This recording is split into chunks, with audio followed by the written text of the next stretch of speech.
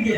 அவரு இருக்காருன்னா நம்ம யாருக்கும் பாதுகாப்பே கிடையாது. பாதுகாப்பான ஆட்சி இந்தியா முழுவதும் நடத்திட்டு நம்ம பாரத பிரதமர் நரேந்திர மோடி ஆட்சி தமிழகத்திலும் வளரும். அதுக்காக தான் இந்த தேசிய ஜனநாயக கூட்டணி ஆட்சி அமையணும்னு சொல்றாங்க. இதுல பாத்தீங்கன்னா இப்ப நம்ம சொல்லியாச்சு மணல் கொள்ளை இப்ப பயங்கரமா நடந்துட்டு இருக்கு. அதுவும் பாத்தீங்கன்னா டாஸ்மாக் ஊழல், மணல் ஊழல், ஆவின் ஊழல், உள்ளாட்சி கொள்ளம், பணி நியமன ஊழல், நேரடி எம்எல்ஏ மந்திரி மாற்றி பல்வேறு திமுக ஆட்சி அனைத்து ஊழல். அவங்க பாத்தீங்கன்னா இப்ப திமுக இருக்க எம்எல்ஏ மந்திரியா இருக்க யாரோ இருக்கும். அவங்க கட்சிக்கு வந்து சொத்து மதிப்பு எவ்வளவு யாருக்கா தெரியுமா? இப்ப வந்து அவங்க சொத்து மதிப்பு எவ்வளவு ஏறி இருக்கு. வயசு சம்பந்தாங்க